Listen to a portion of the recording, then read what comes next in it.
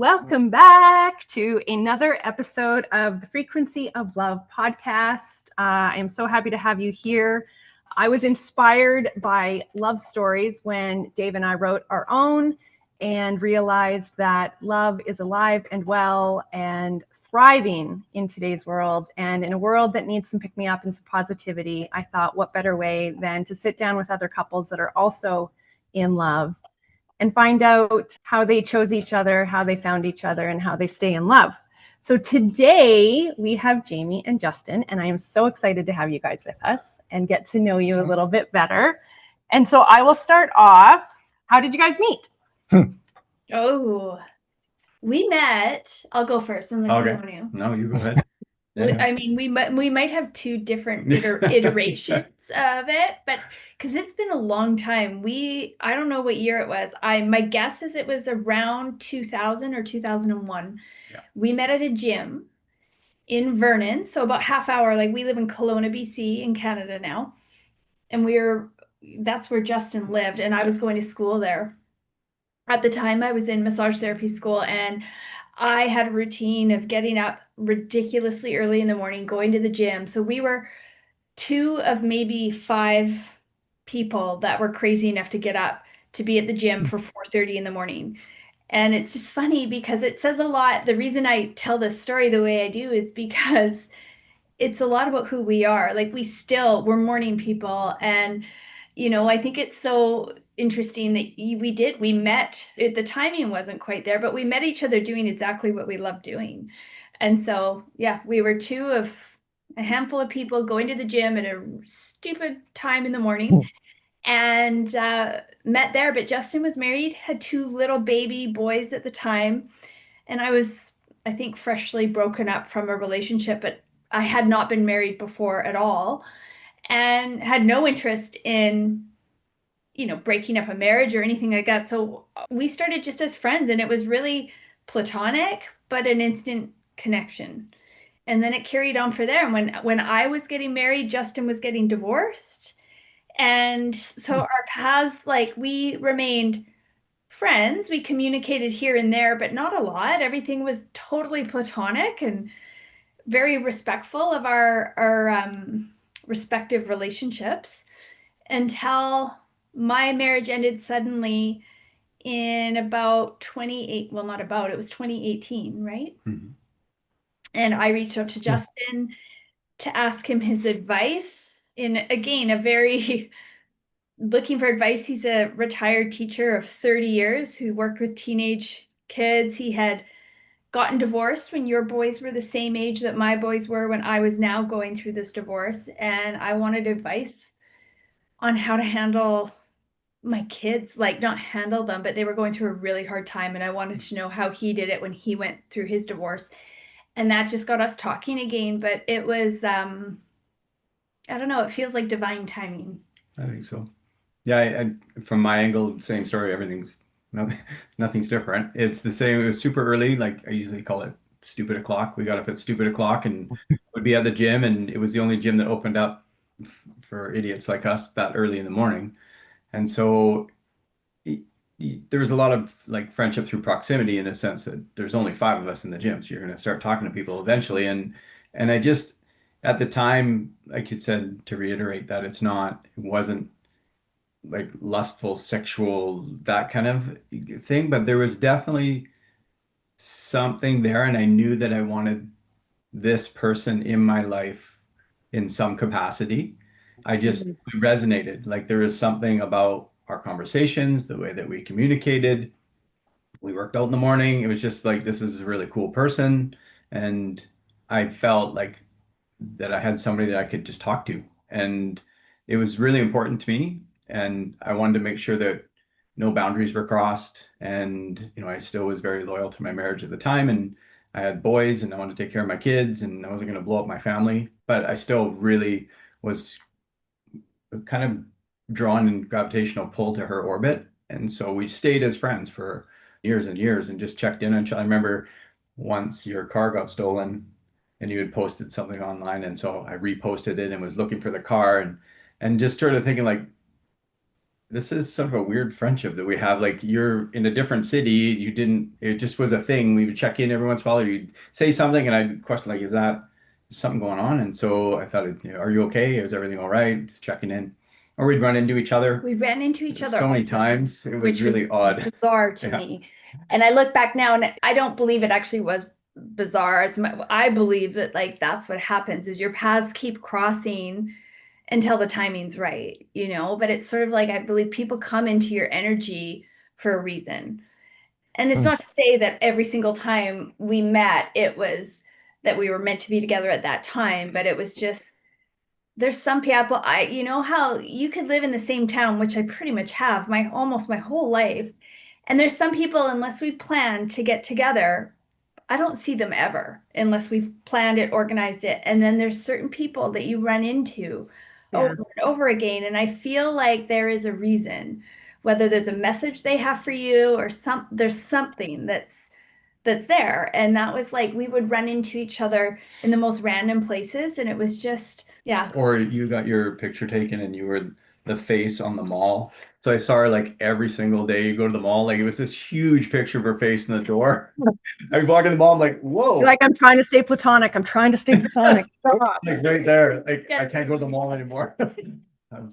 Was this like Orchard Park Mall? The one in Vernon was at the Village Green. Oh, the Village Green. Yeah. Big Yeah. time. Nice. It was huge. Like 10 times in the doorway. Yeah. I'm like, oh, hi. How's it going? So funny. Good morning. Yeah. No, I love that because way to go, both of you, for being so respectful with all of it. But it's like, again, I'm seeing you again, and also probably liking it each time you did, because it probably, like the connection you have now you're like, every time it probably always felt so normal, like you knew each other, like in a way, right? Like I think, as you said, it's divine. There's just something there. And I think we all know people that we meet and it feels like you've known each other a lifetime versus there's people you meet, it's different, right? Whereas there's certain people you meet in this lifetime, and whether it doesn't necessarily mean it's always romantic, whether it's friendship or whatnot, but there's people you meet and it feels easy. It feels aligned. It feels instantly like, do I know you from somewhere? And that was how it felt with Justin immediately. It was just so comfortable, and like we just had the most interesting conversations, and yeah, I love that. Okay, so then tell me how it started, I guess, like when in then the courting, or like was there a moment when each of you knew, yeah, this is actually what I think it is? I'd like to say, do you want me to go first? I don't want to bombard, but I'd like to say it was all neat and tidy and we could tie it up with a bow. Our story is messy because my marriage ended after 15 years and 2 boys, and it wasn't my choice. And so I was really devastated and I wasn't okay. And that was when I reached out to him via Messenger, like Facebook Messenger or whatever. And I think I think my words were, hey, this is what happened. He left me. I'm devastated. I'm not okay, but I'm really worried about my kids. And I know that you're a teacher, or he was at the time, he's since retired, and I also know your boys were the same age when you guys went through your divorce, and I just need all the help I can get because this is what's happening, and I just want to make sure they're okay. Like, what did you guys do? Yeah. And that was how it started. And then we started, FaceTiming once the boys were in bed. And I essentially like probably cry to him. It was like, and just like friendship, he was definitely a support system for me, but we would talk for hours and hours. And then he started coming over. Hours for hours, and still go to the gym at 4:30 Yeah. in the morning. It's like, oh good, I got 7 minutes sleep. All right, let's go. And then you start coming over after the boys had gone to bed, and we'd sit and talk for hours in person. And then at one point you said, because the boys, like I said, my boys were 5 and 7 at the time, and they were just having a hard time, as to be expected. And he said, and then I was therefore having a hard time. And he said, why don't you bring the boys to Vernon? When I'm done teaching, I'll meet you all at a park, and we'll just play. Like, they need to have fun. That's what they need right now, is just have fun. We'll play soccer. You can just chill out. I was like, oh, that sounds amazing. And I knew the boys would love that. So anyways, and he was just my friend, like, and that was the situation at the time. So it wasn't like I was introducing a new boyfriend or anything like that. And so we went down and we started doing this, and then it happened more often. And it just it's kind of like how do I describe it? It's funny because I still find myself nervous about getting judged, which I think that played a huge part of how we went through, or how I went through that chapter, I guess. But is I don't know the line in which I knew versus I that attraction became really obvious, but was I acting on it? No. Was I trying to deny it within myself? Probably, because the timing. Not only did it look bad on the outside, and I kept once we acknowledged it to each other how we felt, it was like I said, wait, this is the worst timing ever, because people are going to think I cheated. People are going to think this. People are like, it's too fast. It's too fast. It's too fast. And the truth of the matter was, I was still grieving. Like, it wasn't like all of a sudden I was over my ex. Like, I went from devastated to okay. That's not how it happened. I was still devastated and really hurt and really angry, and all the emotions that went with my divorce. But at the very same time, I was falling in love. And so what I said to my therapist at the time was, I feel crazy. Which I think this is important for anybody listening to hear, because if you've ever, unless you felt two opposite emotions at the same time, a lot of times I didn't think you could. And he explained, saying that they run parallel, they don't intertwine. So you can feel deep grief at the very same time that you feel something so opposite, like falling in love or complete joy and happiness, because they run parallel. And so they can exist at the same time, which made me feel slightly less crazy, but didn't make it necessarily easier. It did make it easy for both of us. No. Like, I think when I look back at how we started out in the beginning, that was something for me in hindsight that I took and was quite hesitant to take, but finally realized that it's something that's going to help me grow to be a better person, is to understand that she's allowed to grieve and be sad and miss and lament and go through all those feelings and still be with me at the same time, because the ego part of me was like, I'm the one that's stepping up. I'm the one that's doing all the work here. I'm the one taking care of you. Like, you shouldn't give a shit or whatever about what's happened. You should be happy, but you're not. So like, how long is this going to take? Like, what, can like, we get over this? Months, 2 months, what's going on here? Like, am I not enough? Like, maybe this isn't right. Yeah, that's a lot. There was a lot of mixed emotions happening at the same time. And I think one of the things that I love most about us is that we have zero problem having hard conversations and talking about everything. And so it was never pent up that I'm struggling over here. I was very vocal about, this is how I'm feeling. And she was very vocal about, well, I need to grieve or else I'll be somewhat fractured and hurt for a very long time. And so you have to allow me to work through what I need to work through and still understand that I love you at the same time. And so I think, like I said, it wasn't smooth. It was quite a roller coaster for a while, but I knew under all of it that Jaime was a person I was meant to be with, and I wanted to be with her. And so you got to put ego aside. You got to put that whole macho, like, I'm the guy, like, you should be with me, and put it over here and just realize this needs to happen, or else we're going to be kind of dealing with this for a very long time. And so, yeah, it'll even go longer. In a way, it almost feels like you built trust by allowing the space of the mess, in a way, because it wasn't. Which for me is a huge thing. It was, which in hindsight, you look back and you're like, as much as it was hurtful and there was a lot of like arguments and sort of discussions about what's happening, I needed all of that to happen. Just like when people are like, well, you guys have known each other for like 20 plus years. Like, do you ever wish that you got together right away? And obviously my first answer, oh yeah, that'd been great. But it isn't. Like, I think I needed to go through all of those mistakes from before my previous marriage and that chapter in between of just making huge mistakes and choices, and they didn't really satiate what I was looking for to get to where I was in the beginning of our relationship, and understanding that I needed to do a lot of work. Like, I wasn't a very good partner, and I needed to do much more work on myself and be a better partner for this person, because like you said, like, people were going to look at it however they're going to look at it. And to me, it was, this is worth whatever it takes to make sure that it works. And so, yeah, just the ego part had to be benched for a little bit and figure out what I needed to do to make sure it worked.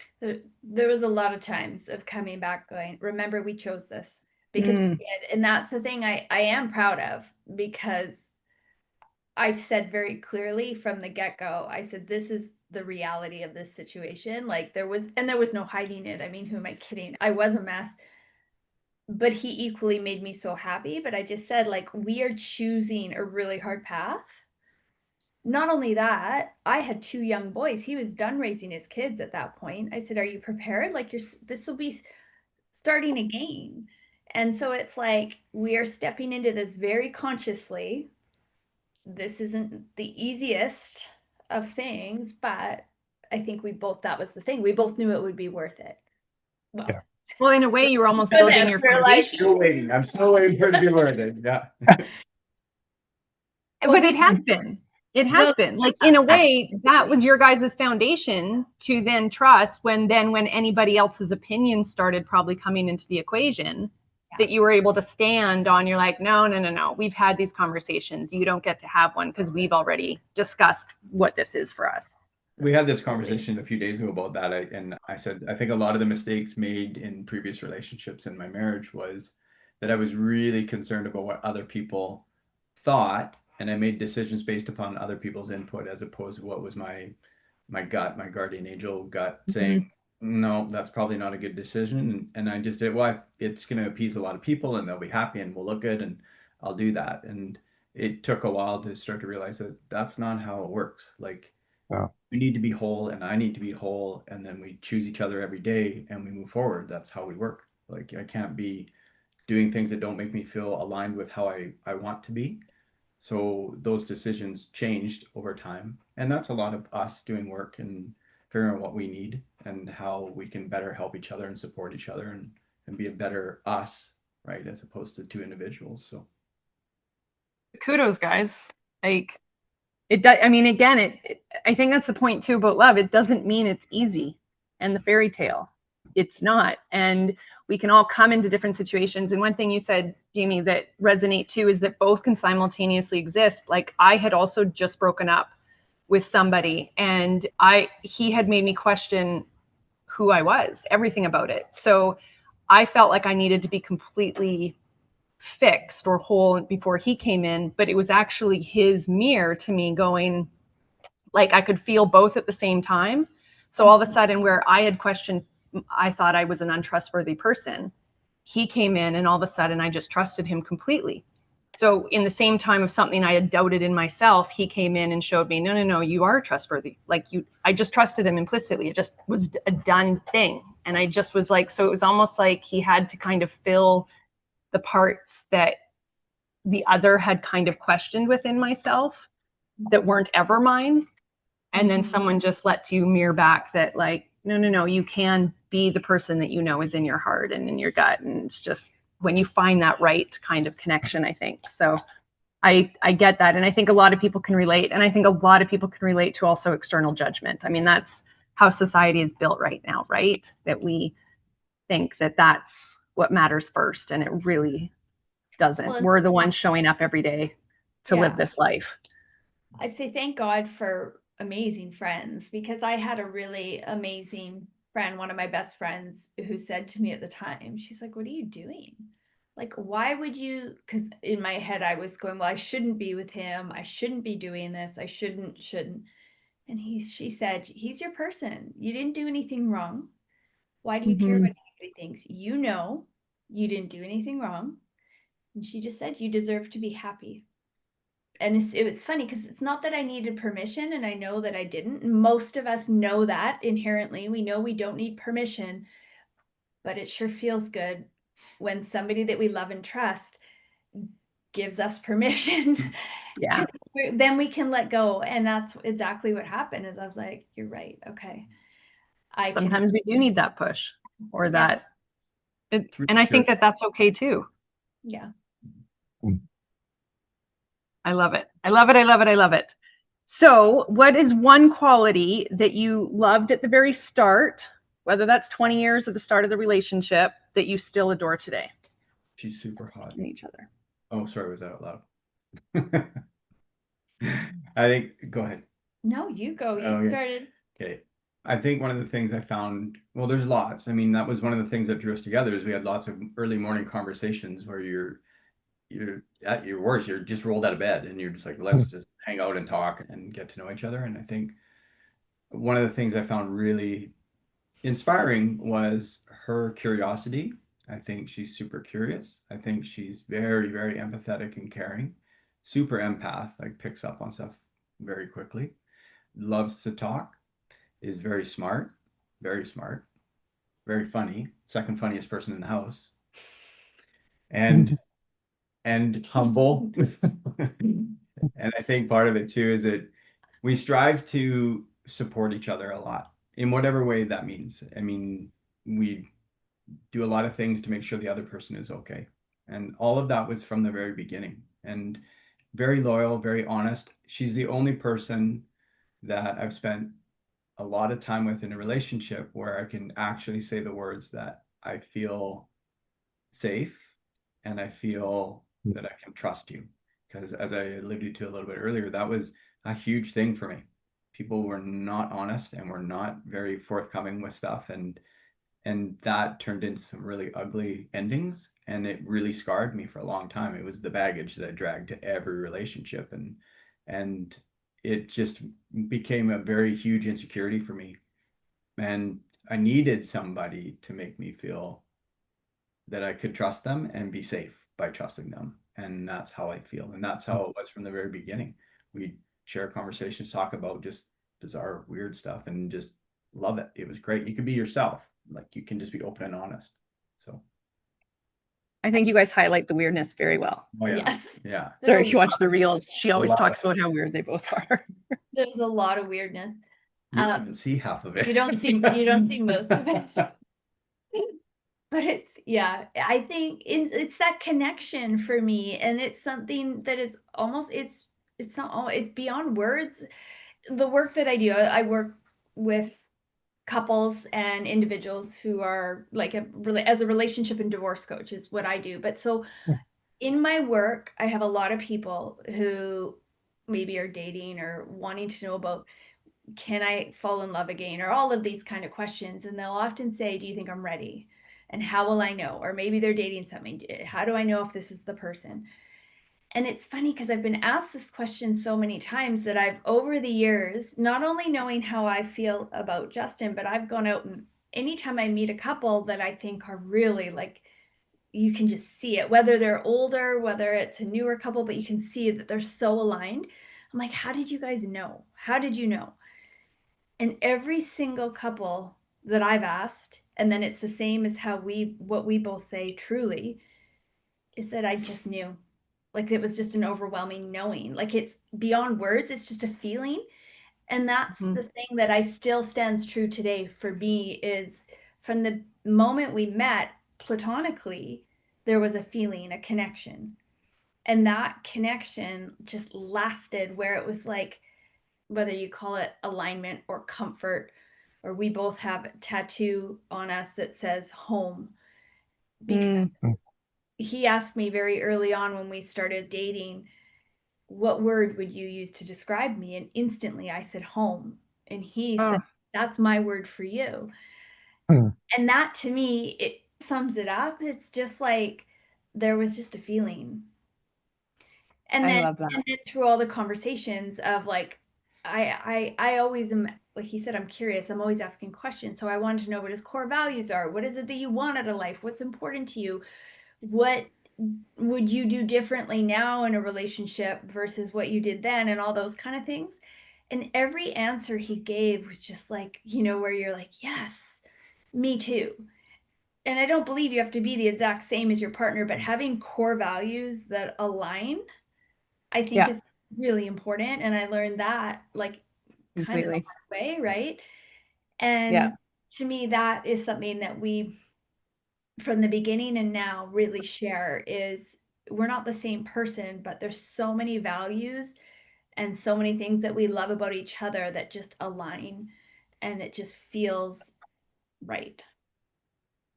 Yeah. We say that sometimes. Not sure that I mean not the whole point, but a large part of this podcast is like how to define that. And every time it's like you use words and they never seem to fill that gap of, but we all know, Yeah. It's Yeah. the feeling, but right? like we knew instantly. You take a picture of the moon and you're like, it's gonna be so cool. And then you look on your phone like, that's lame. Like Yeah. you think you're gonna be able to like, express how beautiful it is, and you're like, no, that's not even close. But it is a feeling. I think one of the, like, she's done much more than me, but we both done the Gottman course, and one of the things they mentioned is these things like non-negotiables, and you're always gonna have non-negotiables that you both will see things very differently on, and you just have to decide, is it like gonna crush this relationship and end it and move on, or is it something we can get past?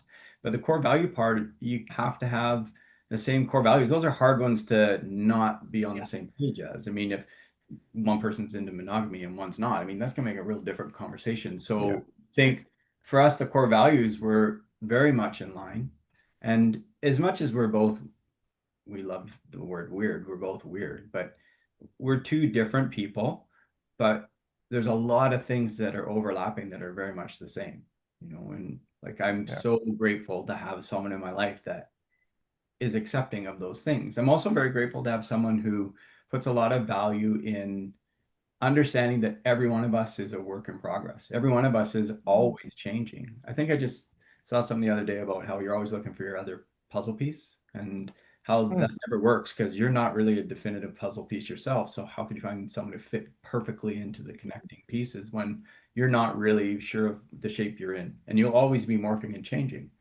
But you want someone who's willing to morph and change and work with you as opposed to a different direction. So I'm grateful. I think it's just the more in tune you are with yourself, the more open you are to find that feeling. Or even grow Yeah, together. because Justin, you say like, you got to put ego aside. I'm like, okay, you just jumped over. Not too many people can do that. You know what I mean? Like, It's very I was hard. just gonna say, like, it's very like, we all know, like, I should say we all know, but for the most part, everybody would agree with that. But then actually doing it, and it's tough stuff. Have you read Ego is the Enemy? Have you ever read that book? That book's a great book. It's called Ego is the Enemy. It's amazing. I can't remember the author off the top of my head, but it was a very instrumental book because you read through all these bits and pieces about how a lot of the really, in hindsight, incorrect decisions you make in your life are really based upon ego.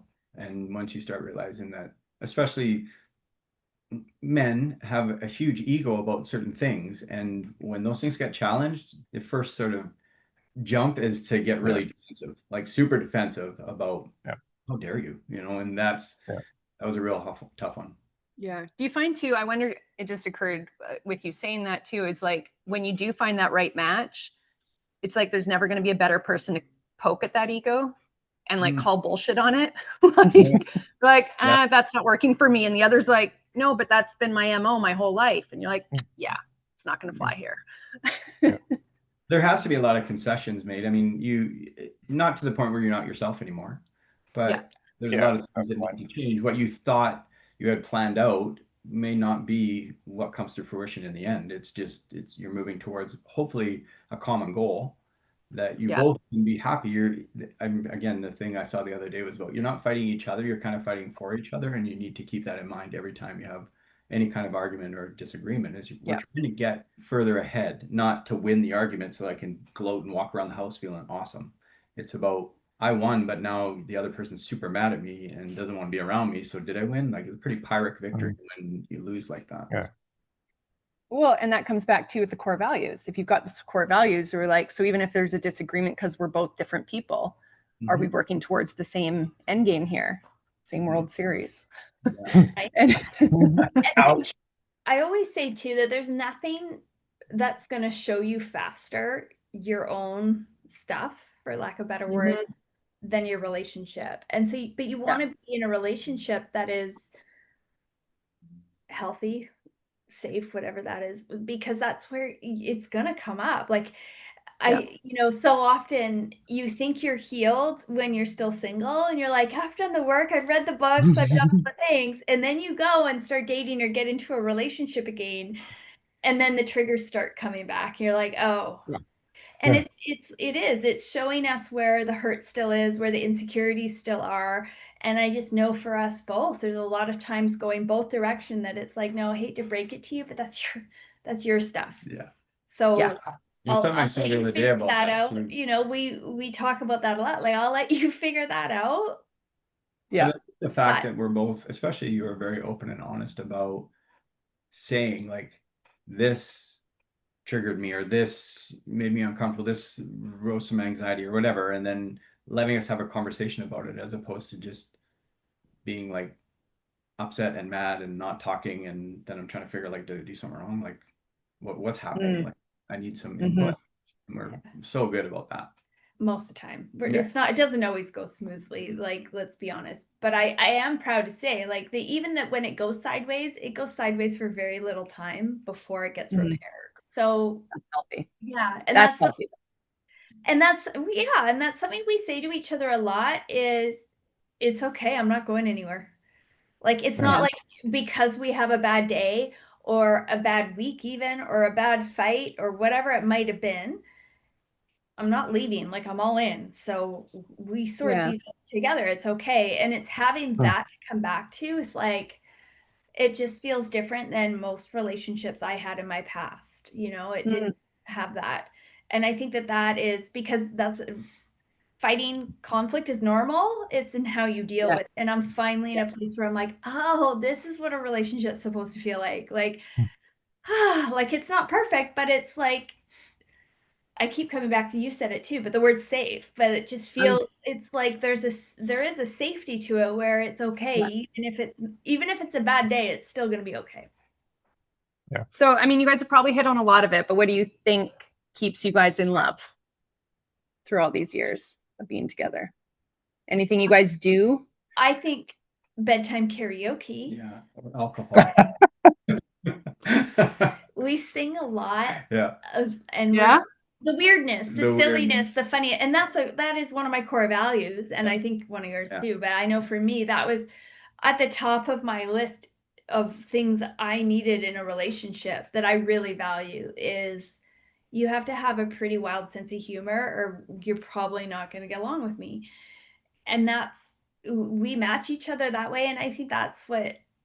Yeah, it keeps it so fun. We did this thing for a while. Well, we still do it every once in a while. We do like sing fight. Like if you're getting upset or whatever, you're like, you're really getting on my nerves. You like get really close. And you're like, okay, I'm not that bad. But our bedtime too, like we just laying in bed and like talk about just the dumbest stuff, that you have to put it to music in your head because it usually doesn't come over. I mean, you're angelic. Your voice is angelic. Speak for yourself. Yeah, exactly. And that's sort of the weird. I think, to answer the question, I think one of the biggest things for me is that it is about communication. It is about, like, over a long period of time. If you can't talk to the person you're with, then personally, I feel you're doomed. Like you will always. It's death from a suicide. You just are continually making assumptions about how they feel or why they did something or why they said that. Why would you say that when you haven't asked? And I think some people don't ask because they don't really want to hear the answer. And so you just mope along and hope for the best. And that's not really, and maybe that has something to do with both of us have had previous marriage, and not that every marriage is supposed to have like a dry run, but that's it. There was a lot of things that, there's a lot of things that in hindsight, I didn't do very well. And not that I'm the sole purpose for it falling apart, but I played a role in it, and I'll own it. And I know that I could have been a better person. And so that's sort of always a driving thing. I want to be better tomorrow than I was today. That's sort of the mantra, like, just be better. Yeah. I'm going to screw up. Trust me, I'm going to screw up, but I'll do whatever it takes to make it better.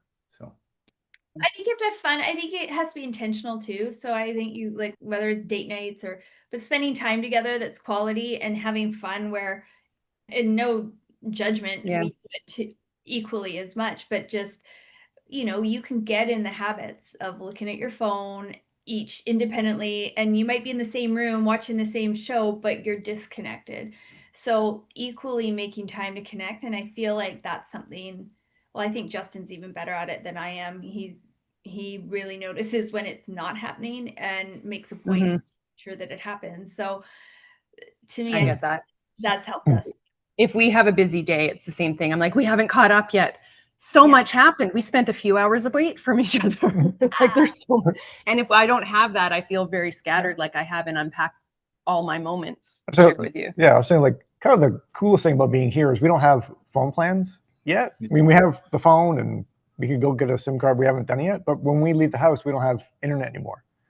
Yeah. And that's really liberating. And it's been like 2 years like that. So when we leave the house and have dinner, like, it just stays in your pocket or stays in the car. And we're lucky enough to have a cabin. We have a cabin on a small lake over Sugar Lake. I don't know if you remember Sugar Lake, but anyways, we have a cabin out there, and we do have internet access out there. I mean, we're not Neanderthal, like we need that. You don't need to watch movies and need your phone. But there's so many times in the day where you go hours and hours where you never even look at your phone. You're just going for swimming in the lake or rope swings and just hanging out with the kids. It's super fun. And I love that we don't need to have a phone in front of our face. Granted, I like the phone in front of my face sometimes. And we do spend, like every other couple, you send reels back and forth and back and forth and back and forth, trying to make each other laugh. Oh, yeah, we send each other stuff all the time. Yeah, all the time. It's like, it's a new love language. I remember someone saying it's called pebbling. It's like what penguins do. They give little tiny rocks. Oh, really? So that you're pebbling to each other. This is my little thing, like this is for you. When you sit on the other side of the room and wait for them to look, you're like, his stuff is stupid. Well, like Celeste is on TikTok and I'm on X. Yeah, but we don't have. So I send her all the junk that I get, and she sends me all the junk. And I'm like, really? Like, it's funny. It's very funny. That's how you show love these days. Look at this meme, honey. I don't think it's a bad thing, is if it is making you both laugh and smile, right? Yeah. Yeah. Is there a positive quality that you see in your partner that you wish they could see in themselves, that sometimes they can't always see, but you see it?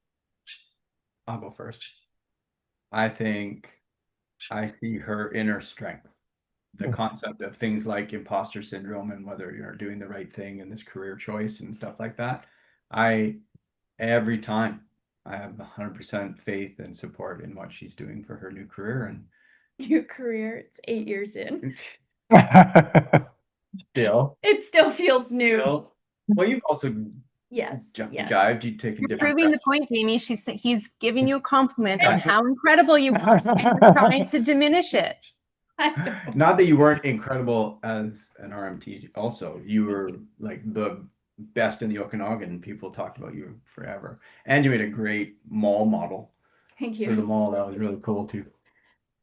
I would say, Justin, it's in how there's so many things. It's in how he looks. I don't think he sees himself how other people physically see him. So I know that I'm always trying to not remind him, but to show him through my eyes.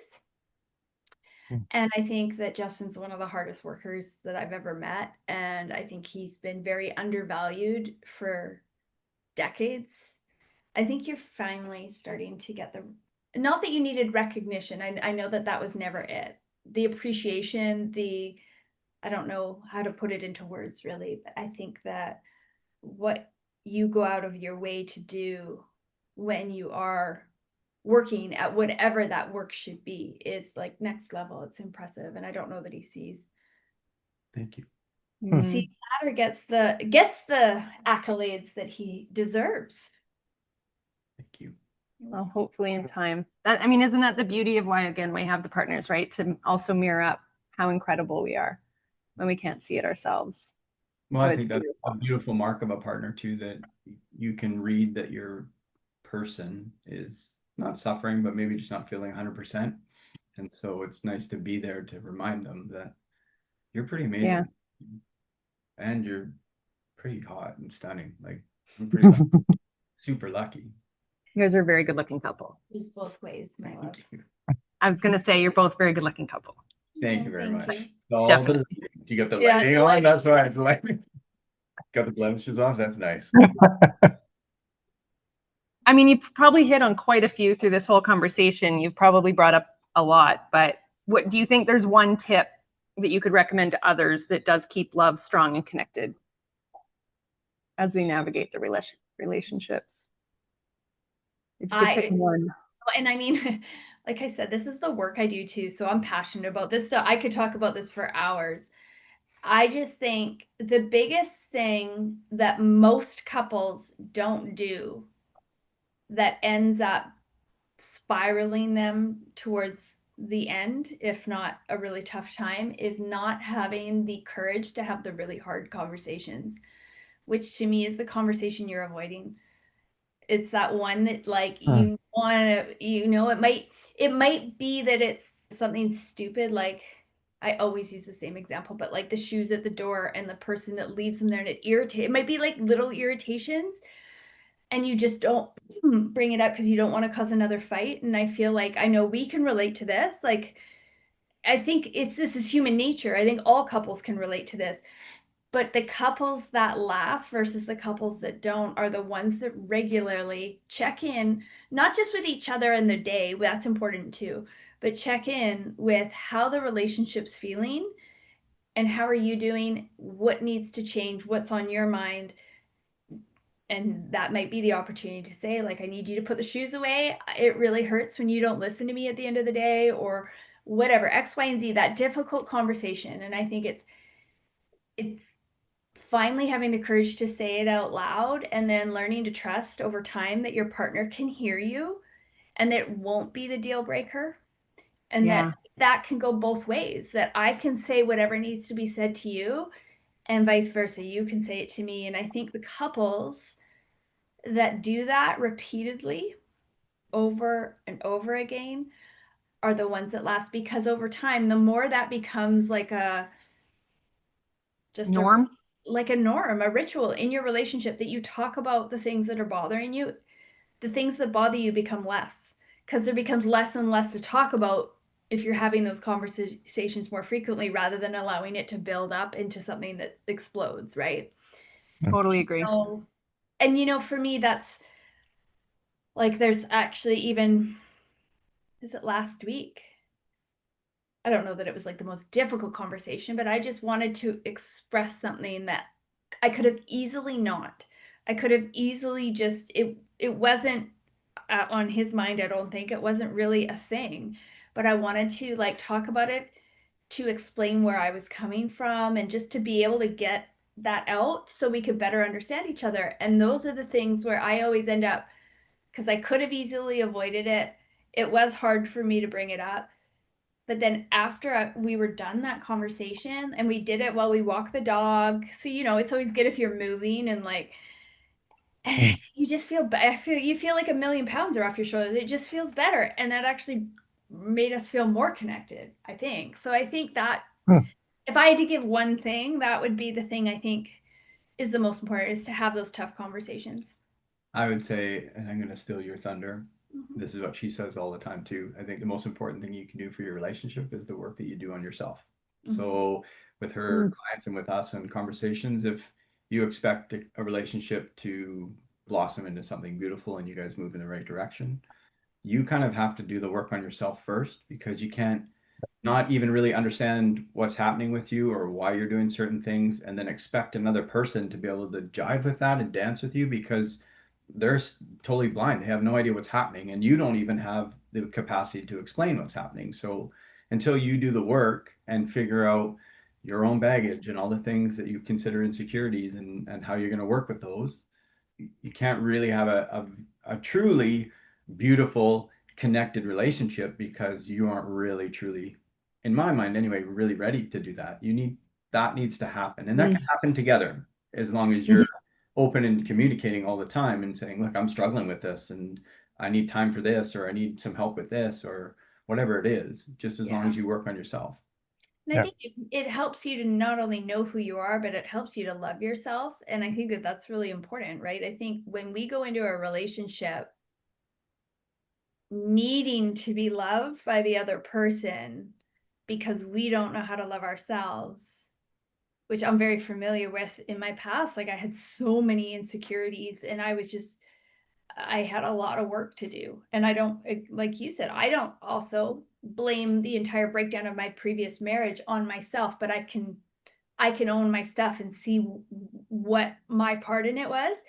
And I think that for me, what changed between that previous marriage and this marriage is I finally, thank God, know who I am, and I am so grateful for his love, but I don't need it. It's the cherry on top. It's the bonus. And that's so refreshing. Like for me, it's like, oh, thank God. Like, because then I think it allows me to enjoy the relationship more. And it probably feels like a lot less pressure on my partner because I'm not needing so much from him. I just get to enjoy it, right?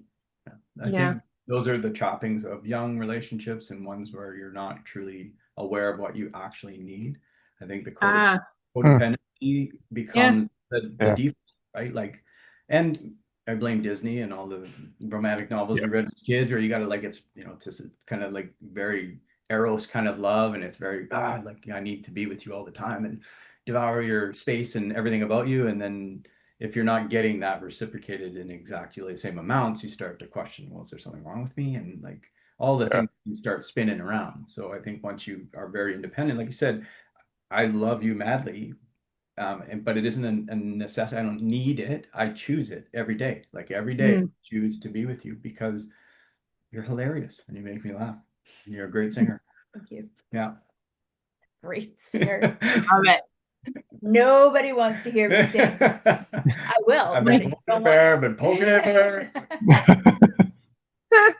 One day we will. We're gonna cut an album. We'll get the outtakes. Out? Do you guys have then any advice for people that are looking for a partner, looking for their soulmate, wanting to call it in? What would you tell them? I think, you know, from my perspective, 100%, if you don't enjoy dating or online dating, because I think that's the thing, there's a big fear, you know, if you've never online dated or you don't enjoy it, there's a fear, well, if I don't do it, then I'm never going to be with anybody, because how can I meet someone if I don't do it? And I've seen it firsthand in my business, the people that invest in their own personal growth and their own healing and getting to know who they are and start living their life to be happy within themselves first, what you attract completely shifts. And I see it every day. I feel like he came into my life in a different way when I was showing up in a different way. As hurt as I was in a different place. I mean, it's a really long story that we don't have time to go into today, but the fact is I was in this place of starting to really know who I was. And then he showed up in this completely different way into my life. And I think that things come out of the woodwork when we start showing up really authentically, and which comes from doing that personal growth work and looking inward. So to me, I think that's it's not the traditional answer, because I just don't think that force. Sure, if you love online dating and it lifts you up and excites you and gives you energy, then do it. All the power to you. I'm not against it. I just hear so often that people don't like it, like they've had really bad experiences or they don't even want to try. And if that's the case, I just don't think I think that people show up in your life when you're busy doing what living. And doing what fills you up and lights you up for yourself. And things start showing up in ways you could never expect. And I think that just sort of like I agree with you. Opening up to the magic of life and allowing for it, right? I think I agree with you more. When you start to realize that, and we sort of alluded to this earlier, but the concept, or I did anyway, about the outside perspectives and everybody else's understanding of what you need, and you should have this and you should be doing this. I think that just isn't a very positive recipe. I think part of it is when you can align how you see yourself and what you say and do, and everything is in alignment. If someone else can be a part of that, then you should invite them into the party and see where it goes. That's great. And also understand that you can't make the mistake of thinking comfort is alignment, because it isn't. And a lot of people stay in relationships that probably shouldn't because it's comfortable. And if I break up, then I'm by myself, and I might as well just stick it out with this person and just see where it goes. Yeah, this is fine. Yeah, it's okay. And yeah, it's not great, but yeah, it's okay. And to me, that's not how you should live your life. I mean, I think at the end of the day, when you're on your fast deathbed and looking back, you don't want to look back and go, you know, I just gave in and just settled and did my thing. And I don't want that. Like, I really don't. I don't want that for my kids either. And that was part of it.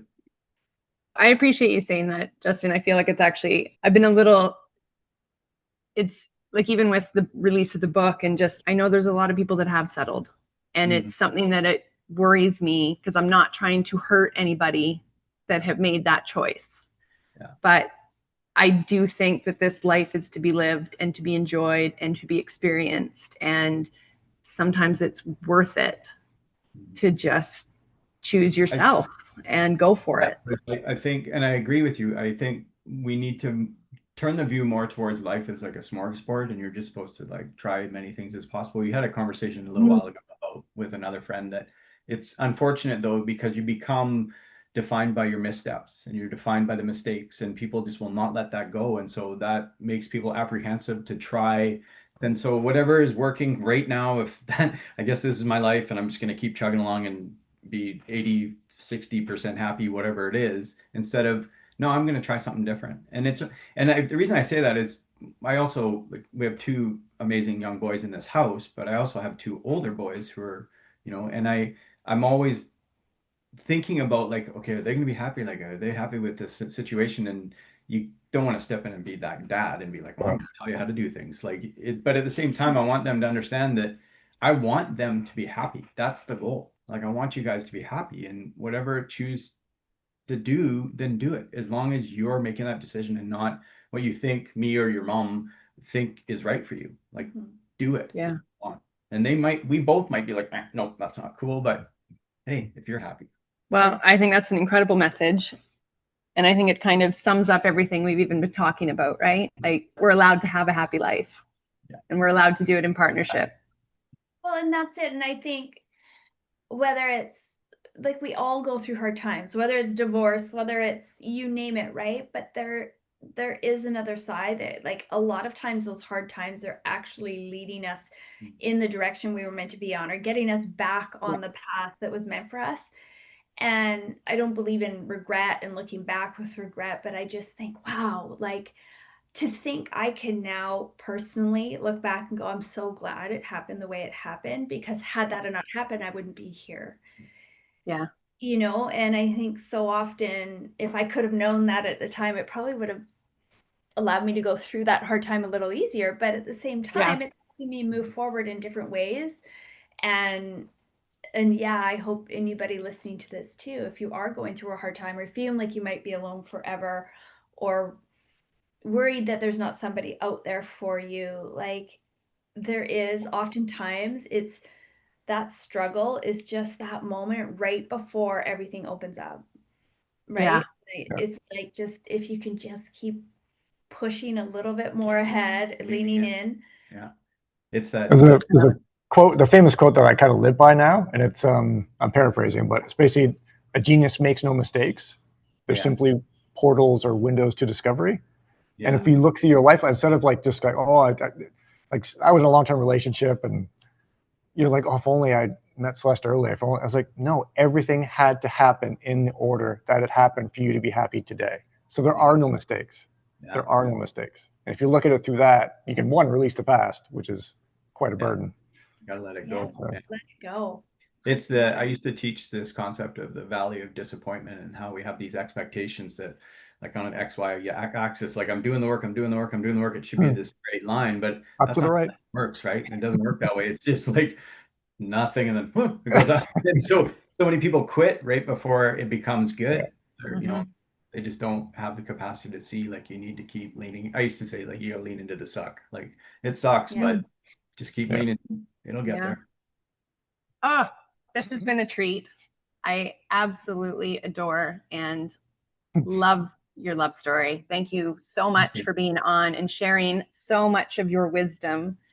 Jaime, you are helping so many people, and it is so valuable and so needed in a world where we think we're broken, when relationships do come apart. And so I think even through this conversation, people can understand that sometimes it's just the beginning, but we need sometimes that medium.